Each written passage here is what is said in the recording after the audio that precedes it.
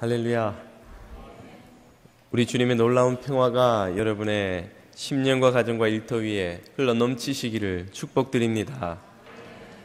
내일이 구정인가요? 우리는 그 새해 축하를 2번이나 할 수 있으니 얼마나 좋습니까? 앞뒤 좌우 있는 분들에게 새해 복 많이 받으십시오. 이렇게 한번 구정 인사해 주시면 좋겠습니다.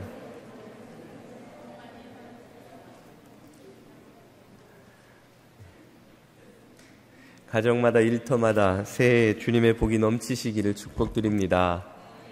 하나님의 말씀을 함께 보겠습니다. 오늘 우리에게 주시는 하나님의 말씀은 요한복음입니다.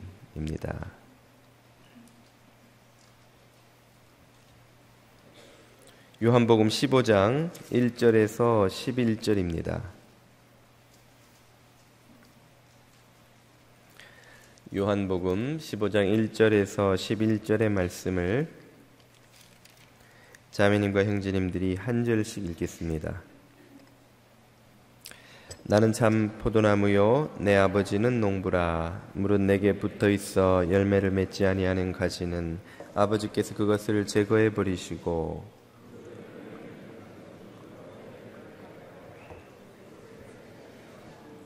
너희는 내가 일러준 말로 이미 깨끗하여졌으니 내 안에 거하라. 나도 너희 안에 거하리라. 가지가 포도나무에 붙어있지 아니하면 스스로 열매를 맺을 수 없음같이 너희도 내 안에 있지 아니하면 그러하리라. 나는 포도나무요 너희는 가지라.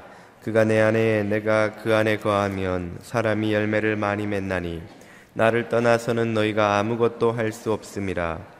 사람이 내 안에 거하지 아니하면 가지처럼 밖에 버려져 마르나니 사람들이 그것을 모아다가 불에 던져 사르느니라. 너희가 내 안에 거하고 내 말이 너희 안에 거하면 무엇이든지 원하는 대로 구하라. 그리하면 이루리라. 너희가 열매를 많이 맺으면 내 아버지께서 영광을 받으실 것이요 너희는 내 제자가 되리라. 아버지께서 나를 사랑하신 것 같이 나도 너희를 사랑하였으니 나의 사랑 안에 거하라. 내가 아버지의 계명을 지켜 그의 사랑 안에 거하는 것 같이 너희도 내 계명을 지키면 내 사랑 안에 거하리라. 내가 이것을 너희에게 이름은 내 기쁨이 너희 안에 있어 너희 기쁨을 충만하게 하려 함이라. 아멘. 유튜브를 찾아보시면 유실론자와 무실론자의 논쟁을 다룬 영상이 많이 있습니다. 그 중에 하나를 오늘 잠깐 소개해 드리려고 하는데요. 기독교 변증가로 최근 주가를 높이고 있는 그 윌리엄 레인 크레이그 박사라는 이와 또 신무신론자 언론인이라는 별명으로 불렸던 크리스토퍼 히친스의 논쟁이 그것입니다. 논쟁 전체를 나눌 시간은 없겠고요. 그 대목 한 곳을 소개해 드리고자 합니다. 대학 강당에서 이들의 토론이 끝난 후에 학생들이 질문을 하는 시간이 되었는데 한 학생이 일어나서 이 무신론자 히친스에게 이런 질문을 던집니다. 우리의 삶에 의미를 부여해 주는 초월적 존재가 없다면 우리 인간의 존재의 의미는 도대체 무엇입니까? 우리는 왜 무슨 의미를 가지고 이 세상을 살아가야 하는 것입니까? 하는 질문을 던지자 히친스는 이렇게 답하죠. 신이 없어도 초월적인 그 자신은 초자연적인 이런 표현을 쓰는데요. 초자연적인 존재가 없어도 인간은 주관적으로 의미를 발견하고 살아갈 수 있습니다. 예를 들어 나 자신의 경우는 내 삶에서 자유를 증진하는 것을 삶의 의미로 여기며 살아가고 가능하다면 다른 사람의 삶에도 자유를 되찾아주는 데 기여하고 싶습니다. 그것이 나의 삶의 의미입니다. 라고 답을 하죠. 그 답에 대해서 이 크레이그 박사가 이어서 논평을 합니다. 히친스처럼 주관적으로 자신의 삶의 의미를 찾는 것은 가능하지만 모든 사람에게 부여될 수 있는 객관적인 삶의 의미는 신이 없다면 찾을 수가 없습니다. 라는 것이죠. 예를 들면 히친스가 말한 것처럼 삶의 자유를 증진시키는 것을 의미로 삼거나, 혹은 스포츠 선수가 40홈런의 기록을 깨는 것을 내 인생의 의미로 삼거나, 예술가가 뛰어난 작품을 남겨서 사람들에게 감동을 주는 것을 의미로 삼고, 또 어떤 이들은 자녀를 잘 양육하여서 건강하게 자라는 것을 보는 것을 삶의 의미로 삼는 것은, 스스로가 스스로에게 그렇게 의미를 부여하는 것은 가능하지만, 그러나 어디까지나 그것은 각자가 주관적으로 찾아낸, 다르게 표현하자면 몸부림쳐서 발견해내려고 한 것일 뿐, 그것이 객관적으로 그 사람의 삶에 의미를 부여해 주지는 않는다는 것입니다. 의미라는 단어를 사전에서 찾아보면 어떤 존재나 행위의 중요성이나 가치라고 설명이 됩니다.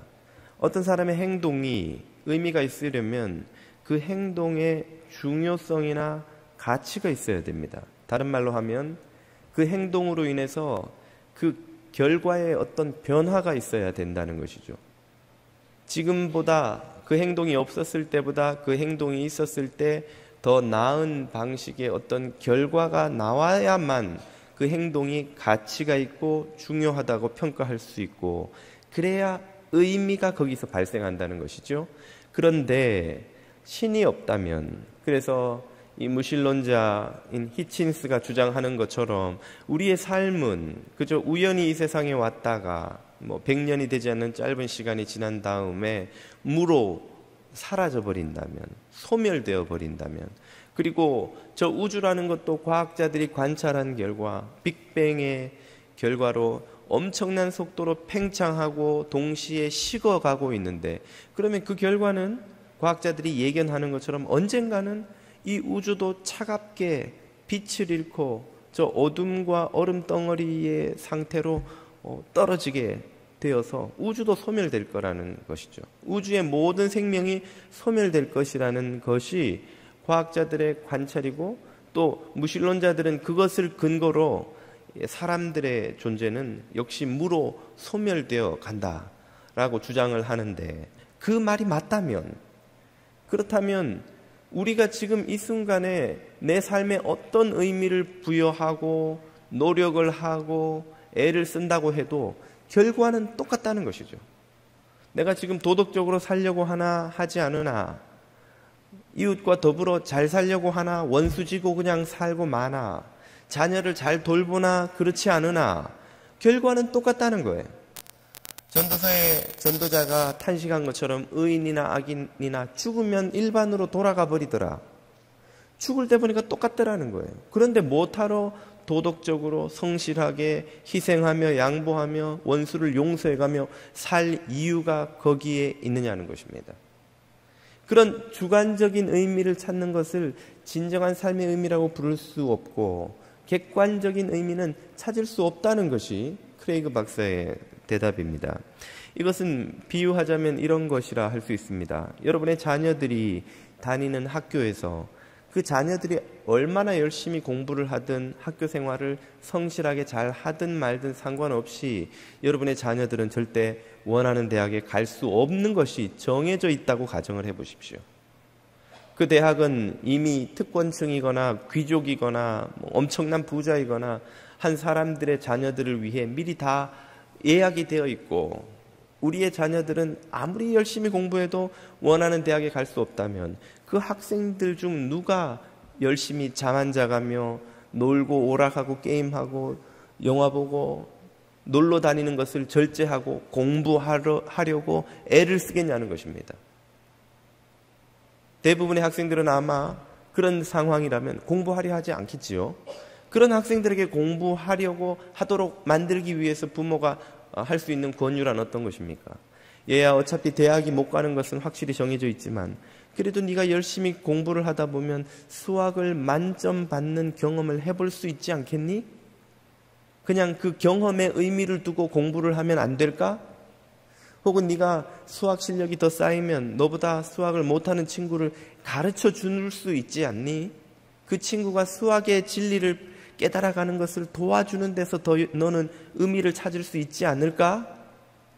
그러면 그 아이는 뭐라고 할까요? 내가 그 친구를 도와줘서 뭐 하게?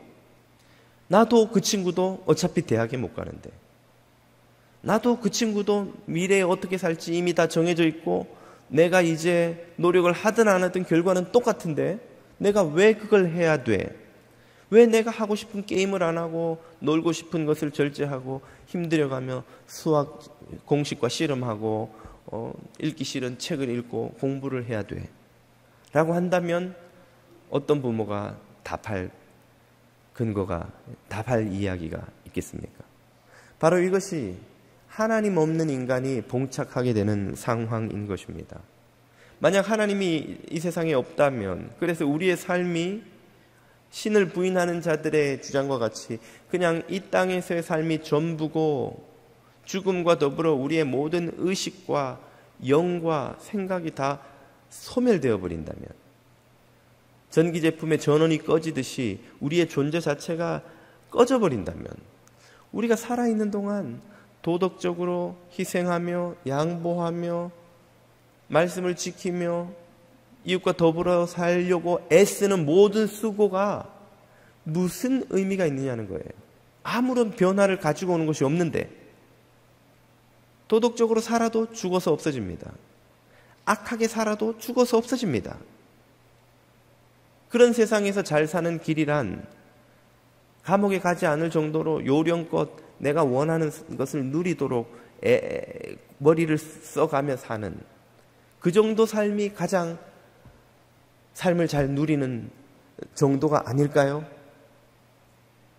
사람마다 자유를 증진시키고 이런저런 삶의 의미를 스스로 찾아서 부여해 볼 수는 있겠으나 결과에 아무런 차이를 가지고 오지 못한다면 과연 그것을 모든 사람이 받아들일 수 있는 삶의 의미라고 할 수 있겠느냐는 것입니다. 그런 삶의 무의미성과 허무성은 극복할 길이 없기 때문에 예수님께서 오늘 본문 5절에서 이렇게 말씀하시는 것이죠. 나는 포도나무여 너희는 가지라. 그가 내 안에 내가 그 안에 거하면 사람이 열매를 많이 맺지만 반대로 나를 떠나서는 너희가 아무것도 할 수 없습니다. 주님을 떠나서 왜 사람이 아무것도 할 수 없습니까? 예수 안 믿는 사람도 열심히 노력해서 돈도 벌고 지위도 올라가고 성공하고 자녀들도 잘 되고, 예수 안 믿는 예술가들도 많고 예수 안 믿는 비즈니스맨, 예수 안 믿는 사회사업가도 많습니다. 그런데 왜 그들이 아무것도 할 수 없다고 말하는 것일까요? 그들이 하는 모든 일들이 영원이라는 관점에서 보면 아무 의미가 없다는 뜻입니다. 열심히 공부하지만 천민의 자식으로 태어나서 과거 시험조차 볼 수 없는 봉건 시대의 운명의 굴레에 갇혀 사는 사람처럼 우리가 하는 모든 노력과 수고들이 영원이라는 관점에서 보면 아무런 차이를 만들어낼 수 없다는 거예요. 우리가 사는 동안에는 분명 그런 삶이 어떤 보람과 의미를 가져다 줄 수 있습니다. 예술가가 노력해서 참 창의적인 작품을 만들어내었을 때 큰 보람을 느끼지요. 부모가 자녀를 잘 양육해서 건강한 사회인이 되었을 때 참 부모된 보람을 느낍니다. 열심히 공부해서 어떤 지위를 획득하고 원하는 학교, 원하는 직장에 취업했을 때에 수고의 보람을 느낍니다. 이것을 성경은 모든 사람에게 차별 없이 하나님이 주시는 일반 은총이라고 설명합니다. 예수님은 하나님을 소개하시기를 악인과 의인에게 해를 동일하게 비추시고 의로운 자와 불의한 자에게 차별 없이 비를 뿌려주시는 분이라고 선언하지요. 그 말은 하나님께서 만들어두신 이 일반 은총의 원리가 예수를 믿든 안 믿든 상관없이 모든 사람에게 적용된다는 것입니다. 신앙과 상관없이 열심히 일하는 사람은 나름 사회적인 시스템과 질서가 충분히 왜곡되지 않았다는 전제가 물론 있어야 되겠지만, 봉건 사회이거나 아직도 카스트 제도가 있는 인도 같은 사회에서는 물론 아무리 노력해도 소용이 없지만, 그러나 정상적인 우리가 선진화된 사회라고 믿는 그런 사회라면 열심히 일하면 일한 만큼의 수고를 받고 또 땀 흘린 만큼의 대가를 받는 것이 상식이지요. 그런 은총은 모든 사람들이 차별 없이 누릴 수가 있다는 말입니다. 그러나 그럼에도 불구하고 그런 수고와 노력을 통해 얻는 보람과 기쁨이나 어떤 행위의 가치가 영원이라는 관점에서 본다면 아무런 차이가 없다는 거예요. 이 땅에서 보면 1층 건물, 2층 건물, 3층 건물이 가격도 다르고 높이도 다르고 아이고 2층이 훨씬 1층보다 좋아 보이지만 하늘에서 비행기를 타고 가면서 보면 다 성냥알갱이 하나만도 못하게 차이가 없어 보이는 것처럼 이 땅에서 그렇게 차이가 커 보이는 삶의 방식들이 영원이라는 관점에서 보면 어차피 무로 수렴되어 버릴 것이라면 아무런 차이를 만들어내지 못한다는 것입니다. 그 인생이 목적을 떠난 삶이라면 말이죠. 하나님이 우리를 창조하실 때에 가지셨던 부여하신 창조 목적이 무엇입니까? 그 목적은 웨스트민스터 신앙 고백에 의하면 하나님을 영화롭게 하고 그분 안에서 영원히 즐거워하는 것이라고 말합니다. 이 목적에 부합한 삶이 아니라면 그 무엇을 해도 그 어떤 것을 이루었다 해도 그것이 아무런 의미가 없다고 예수님이 선언하시는 것입니다. 이것은 비유하자면 비싼 돈을 주고 산 전기밥솥을 가지고 쌀통으로 삶는 것과 같습니다. 쌀을 담으려면 그냥 싸구려 냄비만 하나 사다가 담아도 충분한데 비싼 전기밥솥을 돈 주고 사서 거기다 쌀을 담아두어요. 왜 거기다 돈을 들인 것입니까? 그 돈을 벌기 위해 한 수고는 다 무엇이 된 거예요? 헛수고가 된 것이죠. 이것은 마치 항공기 조종사 자격증을 10년 동안 학교 다녀 공부해 시험 쳐 힘들게 시뮬레이션 연습해 온갖 고생을 다해서는 자격증을 따고 나서는 동네 놀이터에 유치원생 아이들이 타는 장난감 기차 조종을 하는 것과 똑같은 거예요. 유일한 조작법이라고는 이 핸들 레버를 전진, 후진, 스탑, 후진 이거 앞뒤로 밀고 당기는 것 뿐인데 이거 하려고 왜 10년을 시간과 돈과 에너지를 들여서 항공기 조종사 자격증을 따냐고요. 그 모든 10년 동안의 수고가 다 무엇이 된 것입니까? 헛것이 된 거죠. 헛것이. 우리가 이 땅에서 힘들여 땀 흘려 하는 모든 수고가 헛것이 되고 맙니다. 이런 무의미와 허무의 인생에서 구원받는 길에 대해 예수님께서 오늘 본문 1절 이하에서 이렇게 말씀하십니다. 나는 참 포도나무요 내 아버지 하나님은 농부라. 4절 내 안에 거하라 나도 너희 안에 거하리라. 5절 나는 포도나무요 너희는 가지라. 그가 내 안에 내가 그 안에 거하면 사람이 열매를 많이 맺나니 나를 떠나서는 너희가 아무것도 할 수 없음이라. 8절 너희가 열매를 많이 맺으면 내 아버지께서 영광을 받으실 것이요 너희는 내 제자가 되리라. 여기서 예수님은 우리 인간의 삶의 목적과 그 목적을 이루는 방법에 대해서 설명해 주십니다. 목적이 무엇입니까? 그것은 열매를 많이 맺는 가지가 되어서 농부 대신 하나님을 기쁘시게 하는 것입니다. 하나님을 영화롭게 하는 것이죠.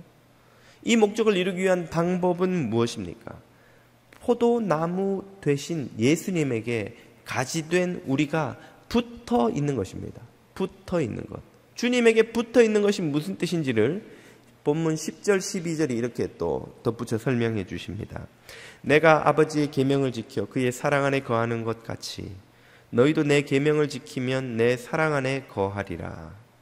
내 계명은 곧 내가 너희를 사랑한 것 같이 너희도 서로 사랑하라 하는 이것이니라. 주님께 붙어 있다는 말은 주님의 계명을 지킨다는 말입니다. 주님의 계명이 뭔데요? 그것은 바로 사랑의 계명입니다. 예수님은 제자들에게 가르치시기를 너의 마음과 뜻과 힘과 정성을 다해 주 너의 하나님을 사랑하라. 둘째는 또 이와 같으니 내 이웃을 내 몸과 같이 사랑하라. 더 나아가서 내 원수를 사랑하고 너를 핍박하는 자들을 위해 기도하라. 꼭 명령하셨죠. 주님의 모든 계명은 이 세 가지로 요약이 됩니다. 우리는 하나님을 사랑하고 그 사랑으로 이웃을 사랑하고 더 나아가서 원수들까지 사랑하도록 하는 이 계명을 지키며 살도록, 이 사랑의 열매를 맺도록 부름을 받은 존재들입니다. 우리가 그렇게 사랑의 열매를 맺을 때 우리를 창조하시고 부르신 주님께서 영광을 받으시게 되죠. 이 창조 목적에 부합해서 살아갈 때에만 비로소 우리의 삶에 의미가 생긴다는 것입니다. 목적에 부합하게 살아가기 때문이죠. 창조 목적을 이루면서 살아가기 때문이죠. 이 목적을 이루지 못한다면 우리가 무슨 수고를 하고 어떤 성과를 거두고 어떤 성취를 거두든 상관없이 그것은 아무 의미가 없기 때문에 주님께서 말씀하시기를 나를 떠나서는 너희가 아무것도 할 수 없느니라고 말씀하신 것입니다. 우리를 부르신 이 창조 목적을 이루면서 살아가시는 저와 여러분 되시길 축복드립니다. 그런데 우리가 이 명령을 들으면 마음속에 어떤 생각이 듭니까? 참 기쁘고 즐겁기보다 왠지 부담스럽고 짐으로 느껴지지 않는가요?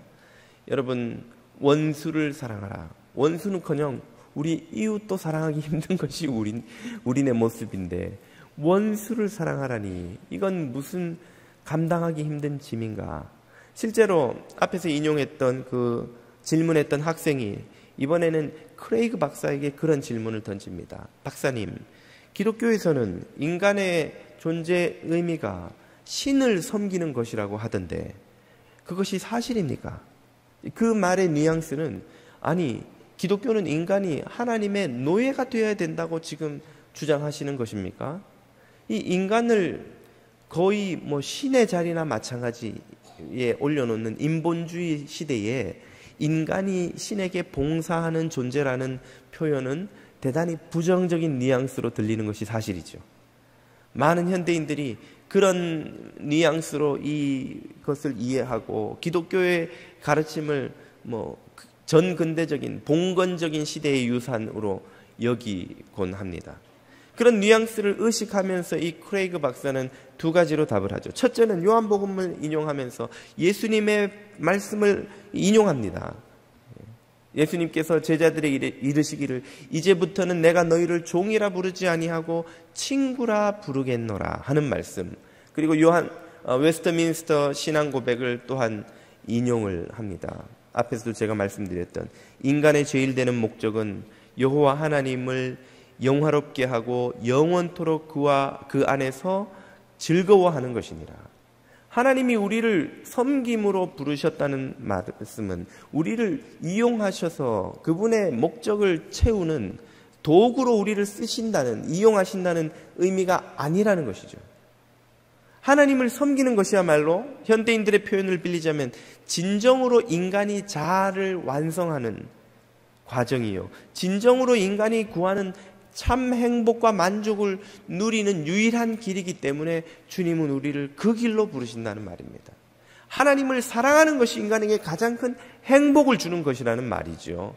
이것은 비유하자면 사랑에 빠진 젊은이나 혹은 자녀를 사랑으로 돌보는 부모의 심정과 같은 것입니다. 어떤 젊은이가 사랑하는 여인이 생겼습니다. 그 여인을 위해서 이 젊은이는 무엇을 합니까? 그의 시간과 에너지와 모든 것을 다 그 젊은이 이 여인에게 쏟아붓습니다.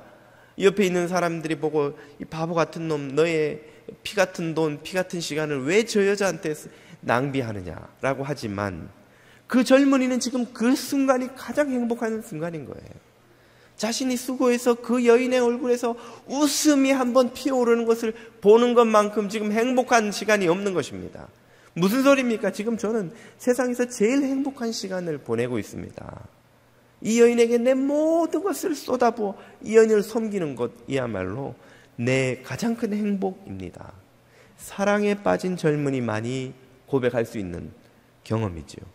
부모가 자녀를 양육하는 것은 어떻습니까? 밤에 아이가 열이 나면 엄마는 대개는, 아빠는 그냥 자지요. 그러나 엄마는 일어나서 아이의 이마에 물수건을 놓고 옷을 벗겨서 몸을 닦아주고 약을 먹이고 아이를 위해 기도하고, 그렇게 잠도 못 자고 끙끙대고 밤을 보내고 나서 아침에 아이가 열이 내리고 평화로운 얼굴로 새근새근 잠드는 모습을 보면 엄마의 마음에 어떤 생각이 듭니까?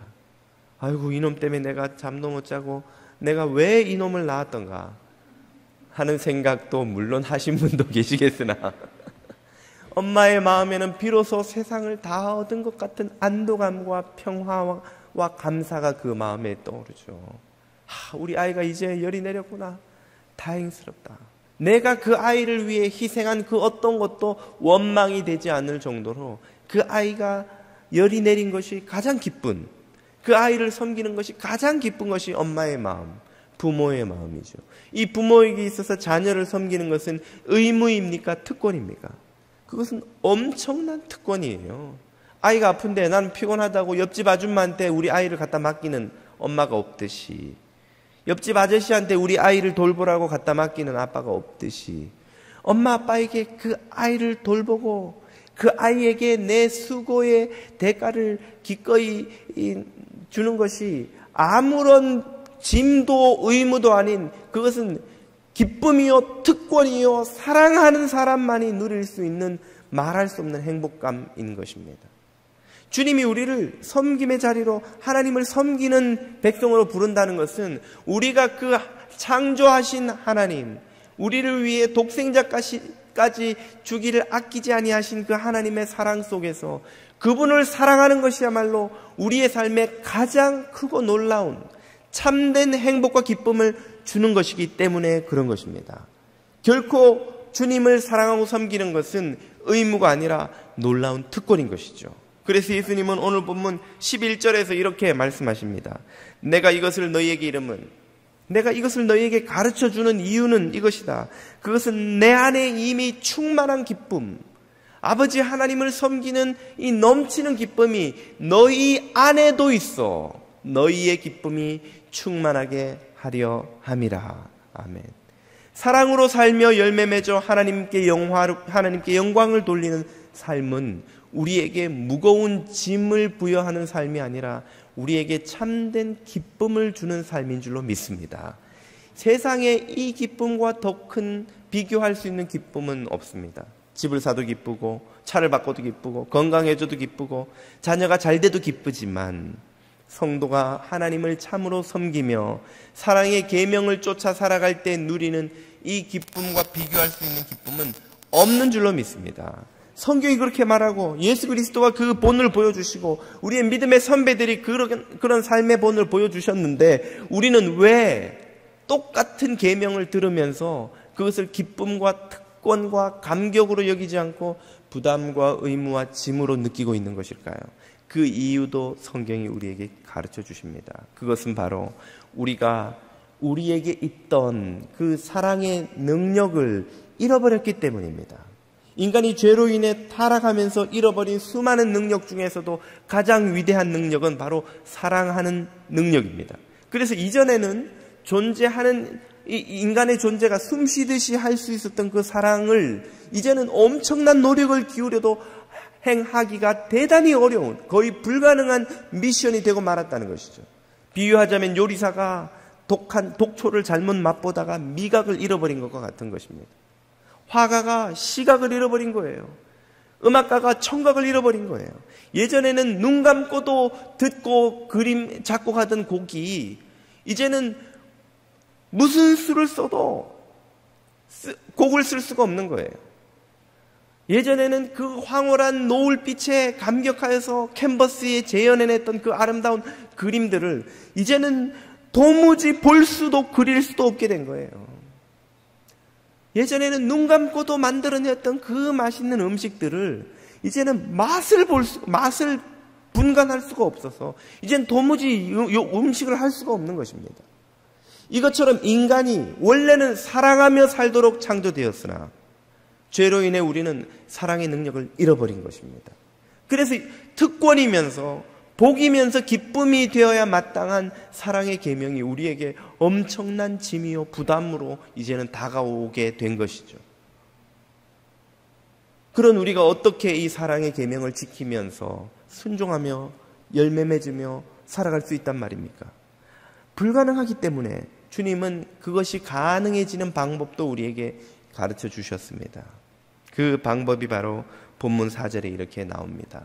내 안에 거하라. 왜? 너희 안에는 이미 사랑의 능력이 더 이상 남아있지 않기 때문에 나도 너희 안에 거하리라. 나의 능력으로 너희들 안에 머물겠다. 가지가 포도나무에 붙어있지 아니하면 스스로 열매를 맺을 수 없음같이 너희도 내 안에 있지 아니하면 그러하리라.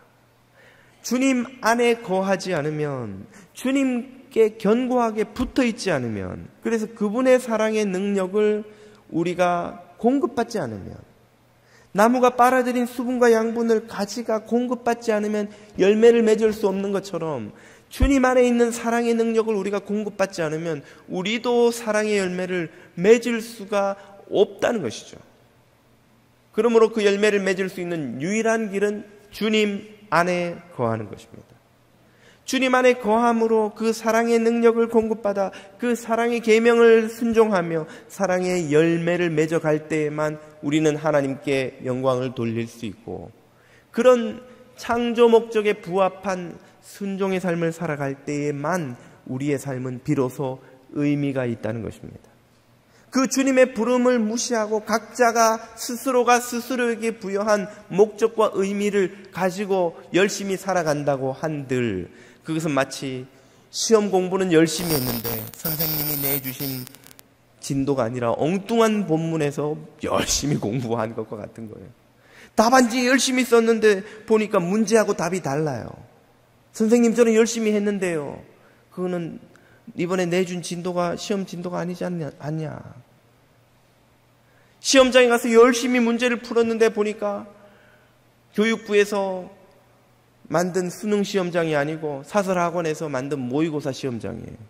거기 가서 아무리 열심히 시험을 봐본들 교육부의 평가에는 전혀 반영되지 않는 것입니다.